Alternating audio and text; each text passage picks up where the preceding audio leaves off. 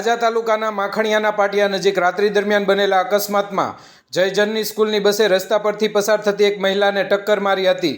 આ ઘટનામાં મહિલાને નાની મોટી ઈજાઓ પહોંચી હતી।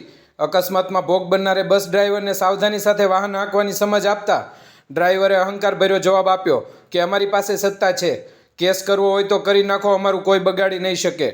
ડ્રાઈવરના આ બેદરકારી ભર્યા અને અહંકારપૂર્ણ વર્તનથી લોકોમાં ભારે રોષ ફાટી નીકળ્યો છે। ઈજા પામનાર દ્વારા જાણવા મળ્યું કે સ્કૂલ બસો વારંવાર વધારે ઝડપથી દોડાવવામાં આવે છે, જેના કારણે આવા અકસ્માતોનો ભય વધે છે। આપનું નામ? બીનલબેન કાટવા। શું બનાવ બન્યો? આજે સાંજે અમે મારી બેબીને લઈને માખણિયાથી રિટર્નમાં આવતા હતા ત્યારે જયજનની બસવાળાએ અમને વળાંકમાં ટક્કર લગાવી દીધી। હું મારી બેબી બંને પડી ગયા અને મારી બેબી 4 વર્ષની છે, પડતાની સાથે રડવા માંડી, કોણીમાં વાગ્યું, મને પગે ઈજા આવી અને ગાડીને ગોબો પડી ગયો। અને ડ્રાઈવરને નીચે ઉતરીને વાત કરી કે આવી રીતે થયું છે, તો ડ્રાઈવરે કીધું કે અમારી પાસે તો સત્તા છે, રાજકારણમાં અમે સંકળાયેલા છીએ, તમારાથી થાય તે કરી લો, હું આમાં તમને કંઈ મદદ ના કરી શકું। પોલીસ ફરિયાદ કરવાના છે?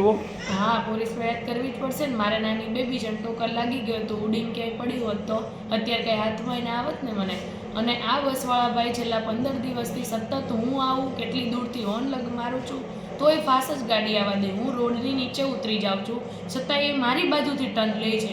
અને મેં 3 વાર આની પહેલાં એ ભાઈ ધીમે ચલાવાય એવી બૂમ પાડી છે, પણ તોય અને આ વખતે તો એણે ટક્કર લગાવી દીધી।